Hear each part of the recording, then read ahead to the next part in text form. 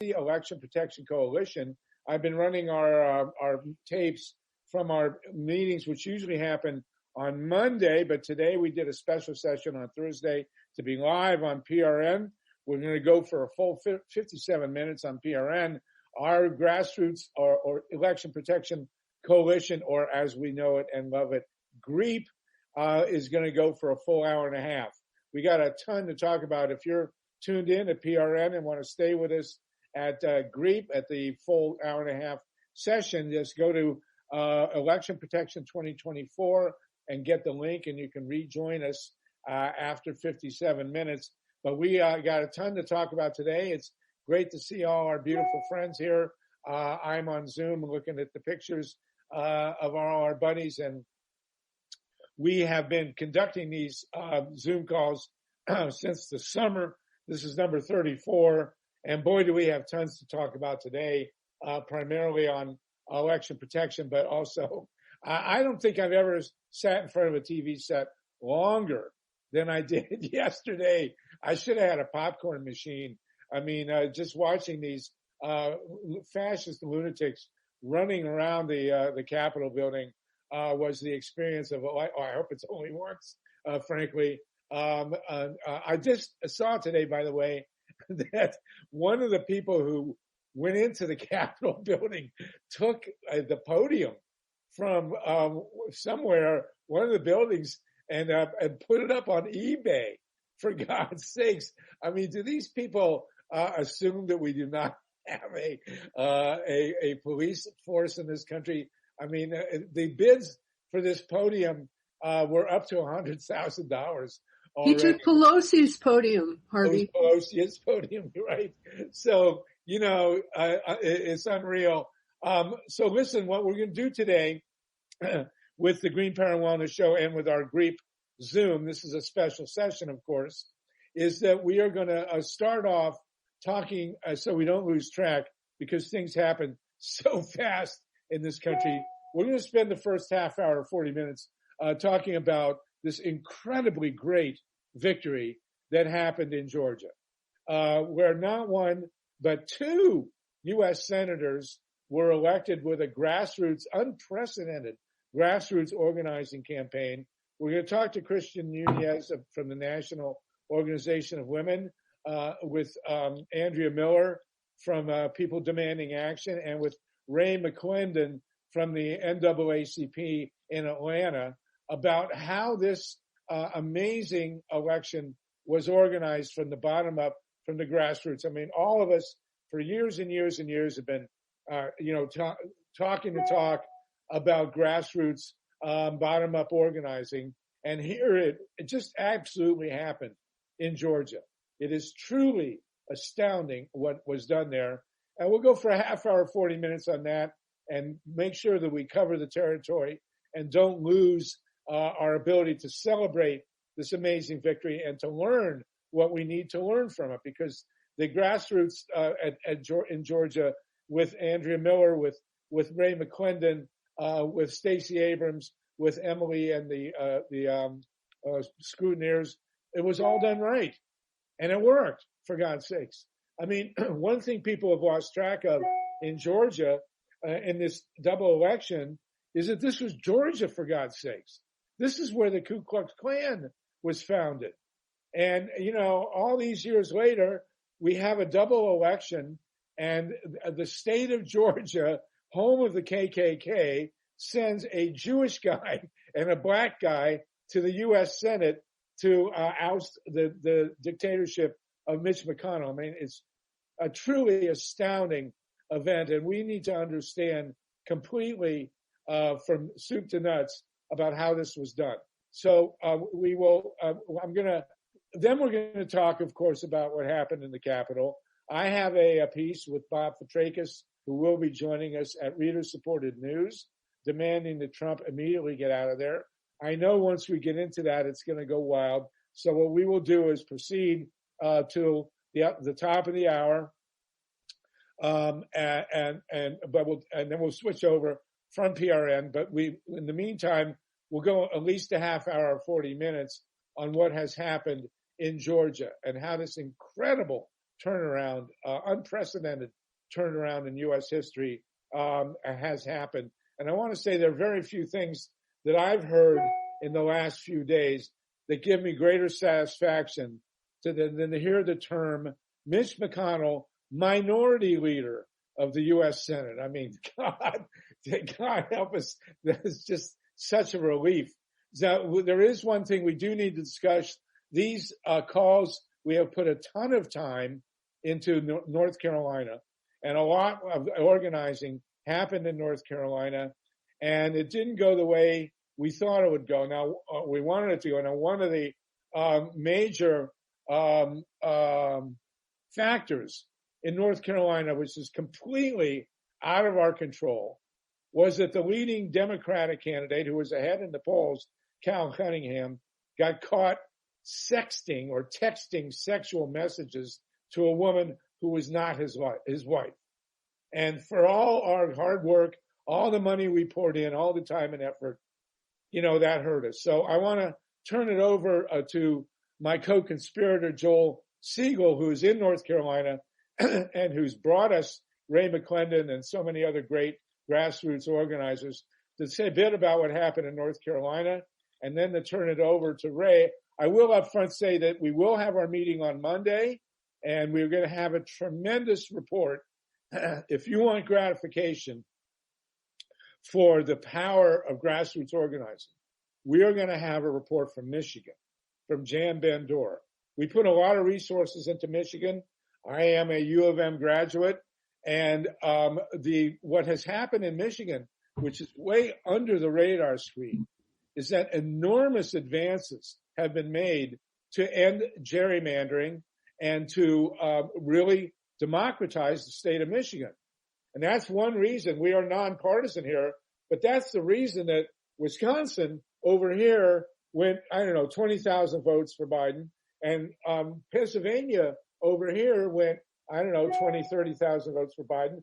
And in the middle, Michigan went 150,000 votes for Biden. I mean, there's a qualitative difference. So we're not going to talk about it today. We will talk about it Monday. You will be deeply gratified to hear the victories that we've won in Michigan against gerrymandering and vote fraud. It's truly astounding. Okay? So do join us on Monday for our regular time.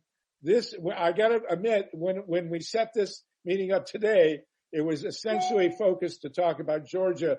We had no idea there would be an attempted coup d'etat in Washington. So we will talk about that in the second part of the Zoom call. Let me turn it over to Joel. He's going to turn it over to Ray McClendon and to Christian Nunez and Andrea Miller when she joins us.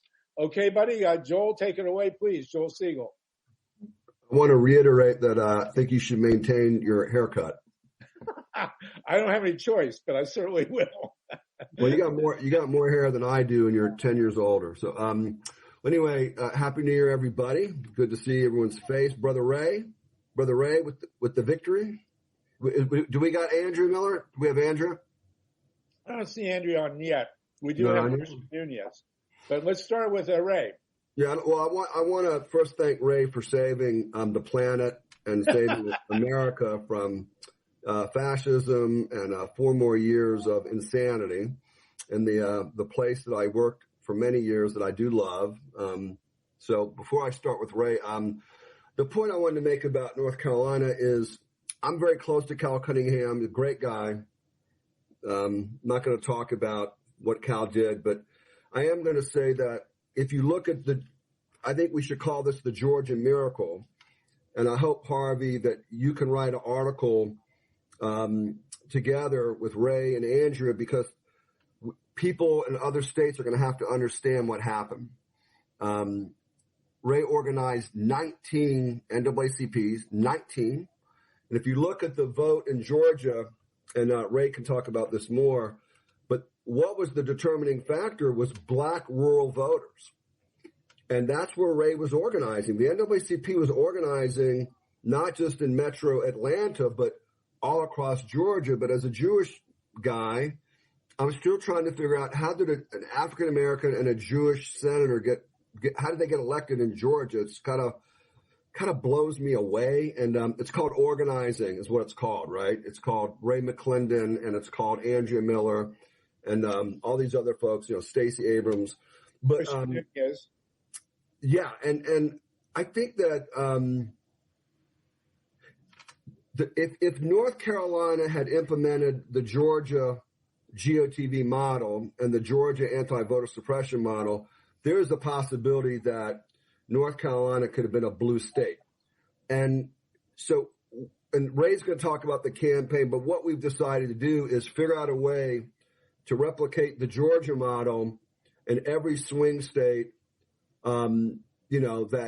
that we have. In terms of the campaign that we're going to usher as a coalition, Ray's going to talk about that. But without GOTV and paying people in the black community to do precinct work, Democratic Party will spend money on commercials. I think that the midterms are at risk for going red again. But I think the midterms could possibly turn around if we implement the McClendon model.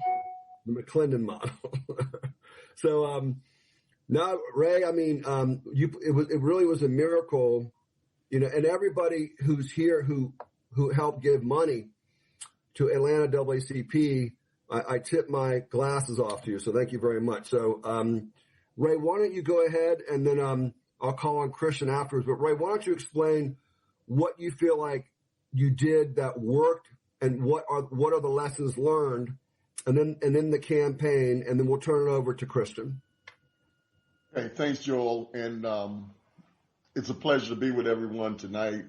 We really, really appreciate all of the interest, all of the effort, all of the support, both direct human resource support as well as financial support, and certainly thoughts and prayers that came along with that for us to pull off this astounding victory.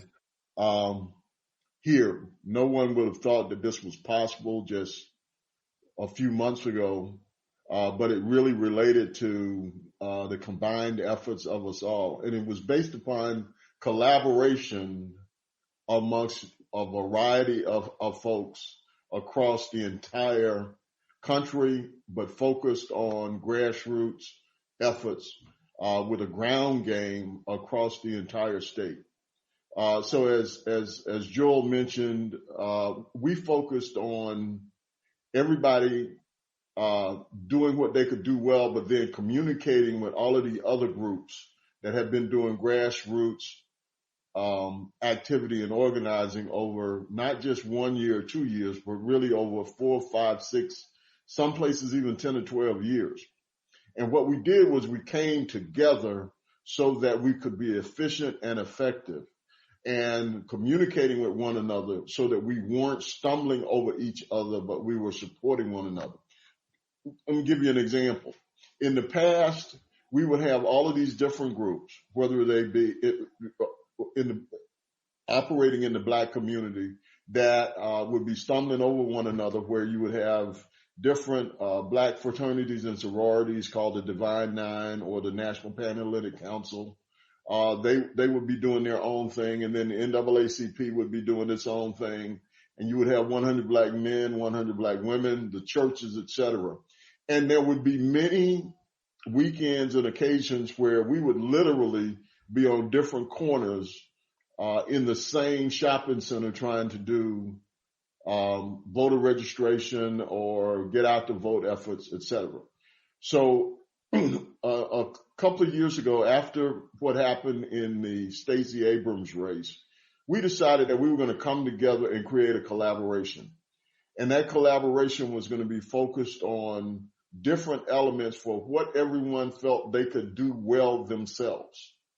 And the NAACP Atlanta decided that what we would do would be to organize NAACP branches around the state where there were 77% of the black voters, and that we would concentrate on those, and that we would join in with other groups from around the state, all of those different African American entities, which are the key influencers in every one of those towns to create grassroots efforts. We then joined with the more rural groups, and shout out, and I know Andrea is going to talk about this when she gets on, that we would identify those groups. But the point of it was that we were all talking to one another. And thanks to Harvey and you guys for really putting Andrea and Center for Common Ground together with us, because that really put a turbocharge on what we were able to do, and we complemented one another well. And so all of these groups coming together then allowed us to provide more resources directly into these communities where the influencers who were known, with people who could gather resources such as us with the Atlanta NAACP, working with groups like you all, could then push those resources into those communities in order to maximize our effectiveness. Now, this started in the general election. And what we did was put it on steroids for the runoff. And that's what made the difference, is us all joining together with all of these other groups that were operating in the state. Black Voters Matter, as well was a critical component here. Fair Fight Georgia with Stacey Abrams.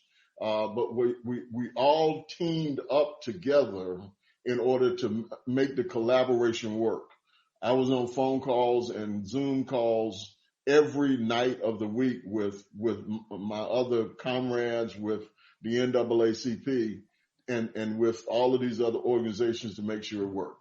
But it was grassroots ground game that made the difference. The Democratic Party and a lot of the PACs spent an awful lot of money that was really just poured down the drain because the ads canceled each other out. People got numb to them. What really worked to get the vote out in the Black community was the ground game that we put in place from all of these organizations. And that's what reflected a higher turnout in many of these areas for the runoff, which is unheard of to have higher turnout in the runoff than you did in a presidential general election. The Black vote was critical. New voters were critical. There were over 115,000 new voters who voted in the runoff that did not vote in the general election itself, which is an amazing statistic. So kudos to all of you. Thanks for all of the support. But the lesson learned from this is that we need to go back to some of the fundamentals, the old school methods. And when you really want to hit these communities of color in all of these swing states, we can make a difference by doing grassroots ground game. And I think that's what was the difference. And particularly, the final point is it made a big difference on election day. We know that we had banked a lot of votes, and we outperformed during early voting and mail-in voting. We know that. We had done that in the general, and we replicated that in the runoff. We knew that the other side was going to come out in mass for the day of voting. And so we worked tirelessly that very last weekend, canvassing and having events with music and food over that weekend. And on that Monday, getting the music industry, which is big in Georgia, the hip hop and rap industry out in order to make sure that we got the maximum vote out on the Tuesday. Finally, the lines were short. We continued to update people during the week, during the day on the fact that the lines were short. And if you hadn't voted, you could still get out. And so we matched the intensity of our opponents on day of, so that we didn't fall into the trap that happened in South Carolina with the senatorial race there, which many people in South Carolina will tell you that Harrison likely lost on election day in that turnout when he was doing extremely well in the run-up. So with that said, we thank you once again, and I'll entertain any questions while we wait on Andrea. Well, we have Milo with a hand. I want to ask you real quick, and then we'll get Milo's question in. What specifically was the ground game? You went to shopping centers. You knocked on doors. You did phone calling.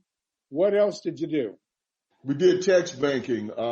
Center for Common Ground, Reclaim Our Vote, has a great texting platform. They have a great phone banking platform. Their platforms were superior to the platforms that we had used in the past, with higher contact rates and ease of use. So those helped out tremendously. The other things that we did was that because of the financial support that we got from folks like on this call and others, we were able to have events. What our folks respond to is to have events and happenings in the community that generate a positive feeling and get folks' attention. So we had RVs going through the community that had been skinned with Get Out and Vote. We had music trucks that were going through the community with music. We had events next to on the weekends next to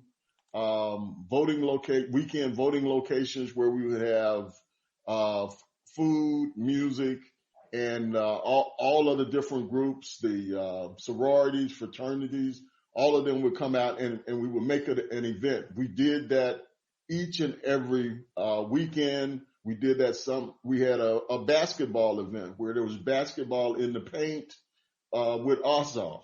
So there were all kinds of innovative events that we had in the community. We did several food distribution events as well, where we met people where they were, knowing that food insecurity is a big issue in our community. We teamed up with some different food companies, Walmart and some others, and we delivered food to people during the pandemic and talked about voting as a part of it as well. Fantastic. So is there any chance, Milo, I'll get you in a sec, is there any chance that you can make an alliance with the Democratic Party so that they can figure out, after all these years, how to do grassroots organizing, and at least give you some of the money that they come on. What more could you have done with the $100 million they blew? I don't really trust them that much. Okay. You're absolutely right, Harvey. And there needs to be, I don't have any problem saying it since I'm not a part of the in crowd on this. There absolutely needs to be a change of leadership in the top of the party, and they need to rethink what they're doing to have grassroots effort, and it needs to be a year-round effort. It can really be reformed. Okay, real good. Milo Reason in LA, you got a question for Ray here? For Ray, I do. And we're all celebrating the great win in the runoff for Ossoff and Warnock. But I was disappointed to see that even though he came very close, Daniel Blackman was not elected over Bubba. And I'm wondering if you have any insights into why that happened. And I obviously a lot more attention was given to the Senate runoff, but I'm wondering if any of those ballots can be cured, if there's any chance at all that Bubba might somehow overcome that his defeat. I know that there were a few, it was like 49% to 50, I think, in the end. And is there a chance that he may run again for one? There are several districts. Is it? Well, and that's a great question, and thank you for that. And we were very disappointed in that. We had them run as a team, and I say we had strongly encouraged that they be branded and marketed as a team, which they were. Still, he was always third on the marquee, so to speak. And so he didn't get the visibility, but we were strong to impress that in our communities. And I think he just fell a little bit short. But there's a broader issue here that needs to be addressed, and it comes back to some of the things that Joel and Harvey have been talking about here. This is one of the vestiges of voter suppression from the Jim Crow era. We have, with the Public Service Commission, we have a situation where you have to live in a region, but then you get voted on statewide. So that automatically puts people of color at a disadvantage. And I'll put it to you this way as an example. Suppose that our late dear friend, John Lewis, who represented the 5th Congressional District, he, of course, had to live in that district. But what if he had to run statewide for that congressional district? Guess what? We would have very few Black congressmen if that were the case. So that's what we have with the Public Service Commission. We are a part of a lawsuit right now challenging that setup, which has created a Public Service Commission that has 5 Republicans, has not had a Democrat on the committee since either 1992 or 1996. So, that is inherently suppressive to it's a unique form of gerrymandering. All right, very interesting. You know what we're going to have to do is write an article up, Ray, with you and Bob Petrakis and everybody else on how exactly you did it in Georgia. I mean, for the state of Georgia to put a Black guy and a Jewish guy in the U.S. Senate from the foundation, from the roots of the Ku Klux Klan is quite amazing. Stay on with us. We'll get to Hetty Tripp in a couple of minutes from Minnesota, but the great Christian Nunez is with us from the National Organization for Women. Christian, you were active in Georgia as well, and we're thrilled to have you on the call, and we'd like to hear what you got to say about Georgia and for Ray. Well, I'm really just here to uplift Ray today and the work that Ray and the NAACP has done because, it just was amazing grassroots work that the NAACP has done. Now it's a grassroots organization, but I really want to uplift their work. I think that they really demonstrated what true grassroots work is. And as he clearly stated, they took it back to the core basis of grassroots movement, with really taking it to the people and mobilizing and, going to where the people were at and making sure that they were connecting with people, where people were at in that moment. And I think that's what made the Georgia Senate runoff effective and successful, was making sure that not only like they did the food runs, they did the going into the communities, they did the walks, they did the different areas. And I think that's where I think a lot of grassroots movements have failed to do. And I think we saw success in Georgia because NAACP and all the collaborative partnerships that they had made sure that they made that effort to connect and collaborate and connect with all organizations on the same wave in solidarity. And I think that's what made it very successful. So I just want to say that's really, I think, way to be successful in other places, whether it's North Carolina, South Carolina, or other places, is make sure that we are all moving in solidarity together in our movements, and together in all our coalitions, versus trying to do things separately. I think that's what made it so successful. As Race clearly stated, we have a local chapter in Georgia now, and they were very involved on the ground. We have our state president there, Triana, and so Arnold James, and so they were very, very active and engaged in the different organizations out there. And so we try to just encourage them to stay active as much as possible. But we just want to just uplift the work that was done there as another grassroots organization, and just encourage everyone else as you do grassroots work to make sure that you're in coalition and in solidarity with the organizations to understand what their people need. So I think that's super important that we're doing that as well. Well, I just saw a flash on my email from the Progressive magazine, which is a great friend to voter rights, and it's cited that the unions were critical also in Georgia. Ray or Christian, you want to comment on the role of the unions in this race? Ray, do you want to comment on that? I don't really know too much about the unions have been very strong, absolutely. Even in Georgia, which is a right to work state, and have provided a lot of support, both in terms of human resources as well as financial resources.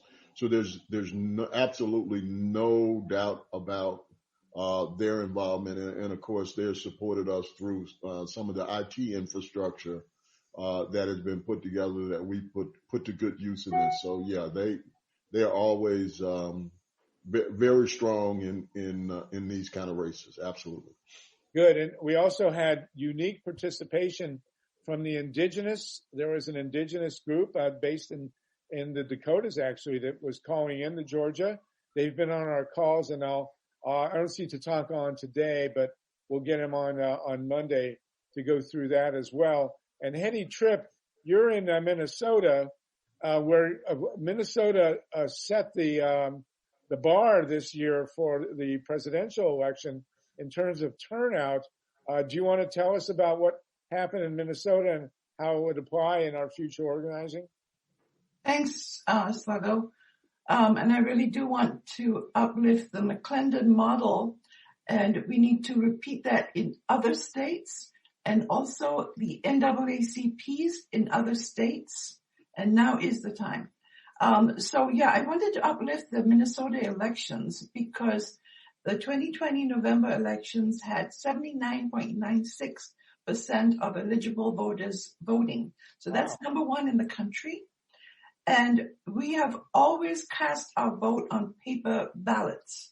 Now there's special equipment that, used to count ballots, and I'd like to see more information on that when I can get to it.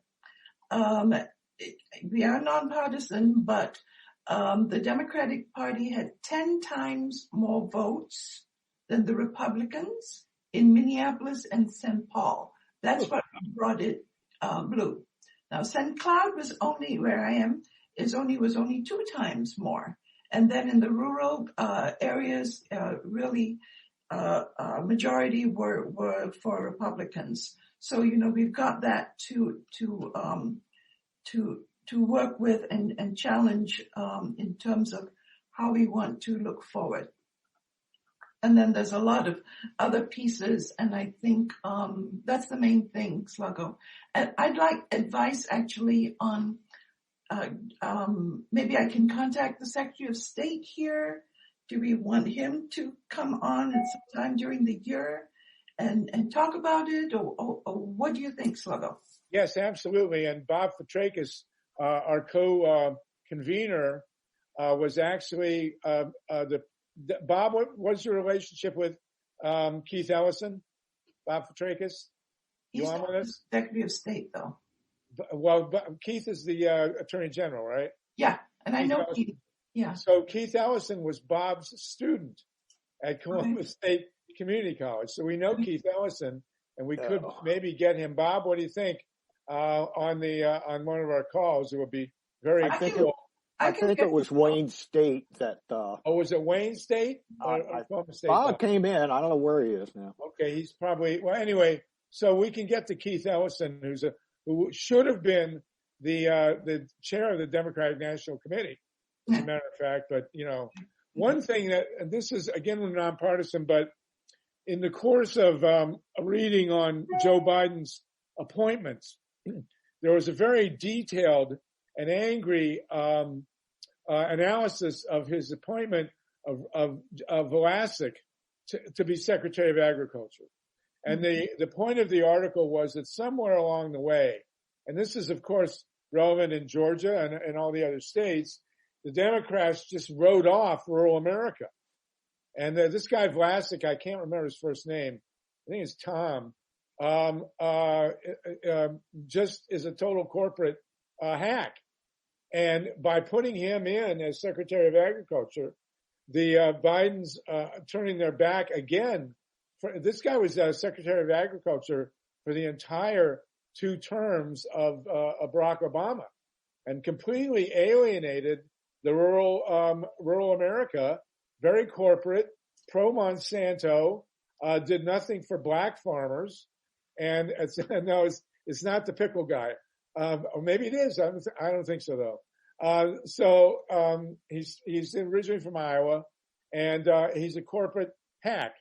And what grassroots organizing has to happen.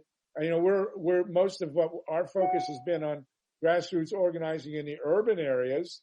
What Daniel Blackman seemed to bring to the campaign in Georgia, Ray, you might comment on this. He had a very strong rural focus, and it may be that he was a significant factor in bringing the rural vote out among the black community. Is that accurate to say, Ray? Well, he certainly had some activity there, but there have been grassroots efforts from some of those other organizations that I talked about in some of those smaller rural areas. There's a black belt in Georgia, and it runs from southwest Georgia up to north central and on the east side of the state.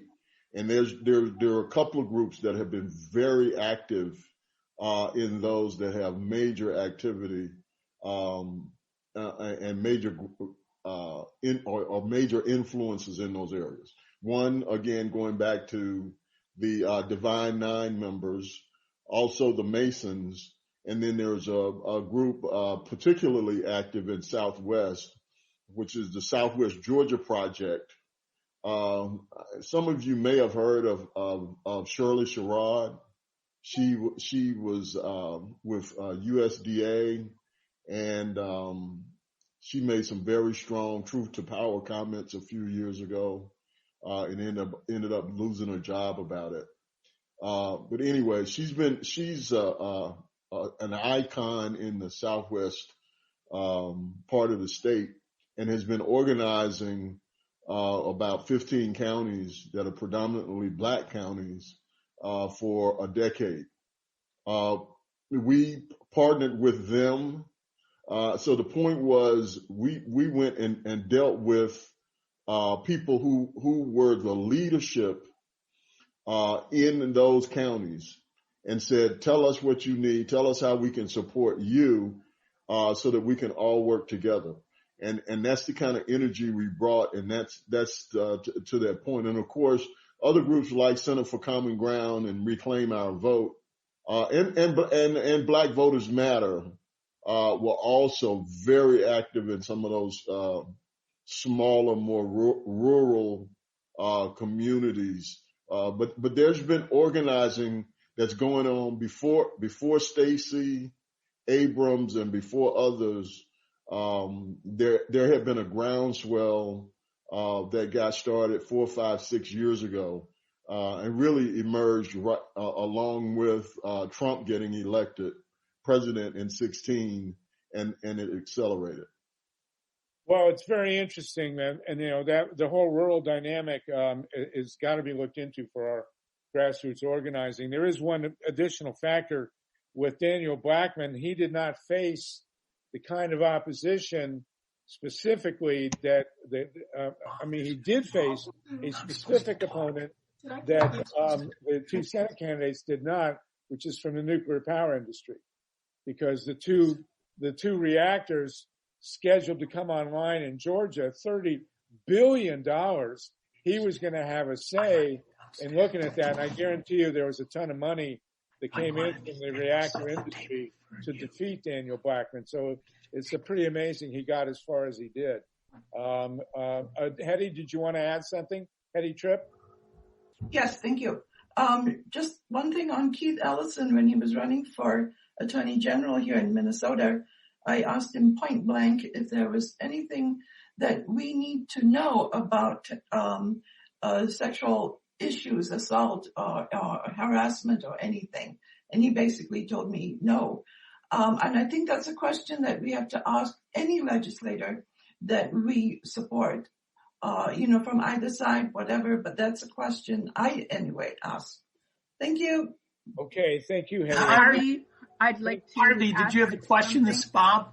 Yeah, I wanted. Well, Hetty brought up bringing on the Secretary of State of Minnesota, and I mentioned Keith Ellison, who was your student, I guess, at Wayne State. So let's hope some more of your students turn up in major positions in state governments. There's one other issue I want to bring up, very, very important, before we move on to the festivities that happened in Washington yesterday, which is the question of paper ballots in Georgia. Ray, my understanding is that the state legislature in Georgia is moving to curtail the mail-in ballot dimension to the elections there. Can you tell us about that? Yes, it was passed by a Republican-controlled legislature in 2005, I believe it was, and it really hasn't been a problem until, again, people of color and folks that are non-Republican started using it in earnest, of course, because of a pandemic right now. So with that being the case, both the Republican-controlled state Senate as well as the Secretary of State have both come out suggesting that there should be major revisions to no excuse mail-in voting, which they intend to curtail, so it looks a lot more like much more restrictive states like South Carolina. This will have a devastating impact. That's one of the reasons why the normal voter suppression of long lines on election day did not occur, because so many people have voted either mail-in or early voted. And so the lines on Tuesday were more like 5 to 10 minutes as opposed to 6, 7, 8 hours. So it made a big difference. That's going to be our first fight in the new year. The legislature is going to open up. It's supposed to schedule next week. It might be pushed back a week or two because they're trying to get all of the legislators vaccinated before they open up session. But one of the first big things on the voter suppression front we're going to attack is any curtailment to mail-in voting. So mail-in voting, the law in Georgia has been that if you apply for a mail-in ballot, you get it? Yeah, no excuse mail-in voting. All you had to do was just say you wanted it. And how do they say, how would you, did you have to send in a form? What did you have to do? Yeah, you have a ballot app, you have a mail-in ballot application form, and that's all you had to do. There was no requirement, no need to say why, no age requirement.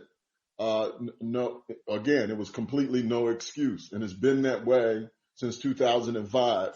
Now, all of a sudden, because of all of the activity from Trump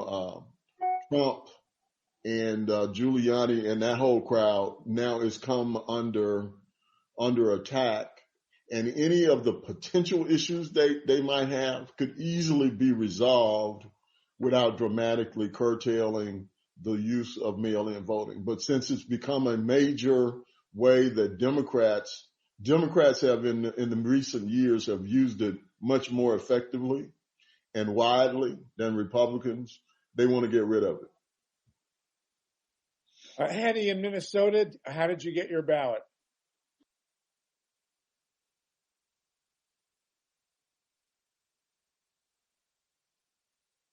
Hold on. Your vote from home? It means an absentee ballot system, and all you need to do is apply for it, and then it is sent to your residence once they identify your identity. Then you fill out the absentee ballot. It includes it includes address, birthday, and either driver's license or state ID or 4 digits of your social security. And then each one is unique, and you can follow if it has arrived and whether it's going to be counted. That's what I did. So over the next 4 years, we have to look at in Nevada and California, if you're registered, they just send you a ballot. You don't have to apply. So we're going to be looking at in great detail on Monday and for the next 4 years. But Ray, we want to put out a guide to the nitty gritty of grassroots organizing. Absolutely. Well, I'll give you an example. I was on the phone with some South Carolina voters today, and I was asking them about what their mail-in voting looks like, and they have 17 requirements in order to get a mail-in ballot. No wonder we get the likes of. Well, we won't go into that. Okay, Myra Reason, you got a hand, and then we're gonna wrap this unless anyone else has a question about or comment about Georgia and grassroots organizing. We're going to continue with this on Monday as well. Myra, did you have a hand? Yeah, I just wanted to quickly add that I heard an interview with Rep. Rabb this morning from Pennsylvania. He's in the Pennsylvania legislature.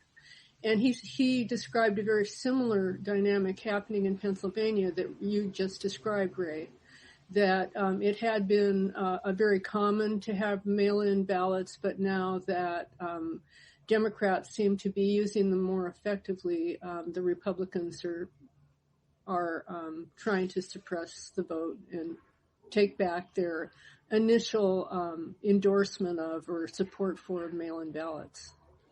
Well, this is going to be critical. This is at the core of the fight for election protection, and we're going to move on with that. I did want to mention one thing, Hetty. You asked about the machine. The machines in Georgia, the Dominion machines, were ballot marking devices, but there are also ballot scanners. And the great expert on scanning machines, John Brakey, is on with us. And those we generally endorse. If you have a paper ballot, and it's at it comes in, we actually do want them scanned because the scanner will provide a ballot image. It'll give you a quick vote count. And it's John, you can describe it. I mean, we've been working on these and endorsing these all along. So they're not to be confused with the ballot marking devices, which we totally oppose. But the scanners at the tail end of the process are actually a major plus. We've been advocating hand-counted paper ballots, but the scanners can be reliable, and then you still have the paper ballots for a hand-counted recount. Is that right, John? That is exactly the case. And these machines don't work. They don't unless they count the ballot by taking a picture of it first. And so if it's generated in the chain of custody, it must be preserved, especially in the Dominion system on the vote by mail. That is actually imported into the EMS, the election management system, where a digital scanner at a precinct, sometimes they'll separate the votes out and not send the images in, leave them on the card. The next election, they destroy them. In Arizona, they have to import everything into the database now. Okay. And keep it. So that, not to be confused, the Dominion ballot marking devices, we don't like those. The scanning machines, that's a different story. Lynn Finneman, and then we're going to go to yesterday's celebration here. Lynn Finneman, am I missing you here? Yeah, it's Feinerman. Feinerman, yes. I actually asked this to Ray privately. I phone banked Ray both for the general in June and July and also the runoff. And so many people, a lot of people had already voted, but in the runoff. But so many people asked to be taken off those phone bank lists because they were being called too much. And I'm wondering if there's some way that, I was with NextGen, and previous to that, I was with Common Ground and Andrea's Reclaim Our Vote. And there's so many of them doing it. And I think somehow I'm wondering if that's the most effective way to go about it. I certainly understand that issue. The challenge we have is that what I talked about earlier is that you need to have a system where people are collaborating and people are working off of similar platforms, which then reduces the redundancies. And unfortunately, we had so many different people that were involved independently that you were getting tons and tons of calls. And that's something that we've got to do in the next round in 2022, or really even coming up this year for municipal elections. We've got to do a better job of coordinating with everyone and doing really low and moderate propensity voter outreach. I've shared the story with a lot of folks, which is that, my wife and I haven't missed an election, in a decade virtually. So why are we getting a whole lot of cards and mails and all of this stuff? You're chopping down trees for nothing, sending us a lot of mail. But that means that somebody is not doing the filters in their databases to make sure they're reaching and targeting the right voters. You don't need to talk to your super voters, those who are going to come out, and I'm in that demographic. So that's a part of what we have to do. A lot of people were just copying lists and sending out lists with no filters. And if you're just doing phone banking, you don't know who has curated your list. And so we got to do a better job of educating the designers of the systems so that we're only focused on those folks. And when you're a volunteer, you're not getting abused because people are getting called every week. All right, man. We're going to keep discussing that. This is really getting into the nitty gritty of what we need to do for the next 4 years. And let's talk now. We have about 5 minutes left with PRN. If you're listening to this on the Progressive Radio Network at my Green Power and Wellness Show and you want to stay with us, go to grassrootsep.org and look at the upcoming Zoom com and get the link. It's also electionprotection2024.org. If you're with PRN, we're going to sign off in a couple of minutes, but we're now going to jump in. And Christian Nunez, is there anything else you want to add about the grassroots before we jump into the attempted coup d'etat? No, I think it was greatly covered. Okay, great. Well, I think so too. It's a beautiful primer in grassroots organizing, and this is a foundation we're going to be working on for the next 4 years. Okay, Bob Fitrakis, you're the one who called me yesterday morning, and I'm on California time, and I sleep in anyway because I work late. You're the one who called me and told me that the Capitol was being overrun, and you and I have written a lot of history together. Has there been anything like this since the War of 1812, and what do we do about it? Bob Fitrakis, you with us there? All right, I think Bob may have stepped away. Oh, no, you're there. Bob? He's there, but he's muted. I don't know. They're at. All right, listen, who wants to lead off? Okay. Harvey? Yeah. Pete. Fine. Real quick. It looks like there are, in terms of remedies, there are only two of them, one of which looks like it's not going to happen. Actually, there are three remedies. One of them isn't going to happen either. The remedies are either invoking the 25th Amendment, which looks like it's not going to happen, or impeaching and convicting him. The question is, the substantial risk it appears the country faces for the next 12 plus days, if he is allowed to continue to maintain the powers in office of the presidency. given the attack, what looks like a violent and armed attack on the operation of the United States Congress and on the hand counting of the hand-marked paper ballots cast for president. Okay. That's what he did.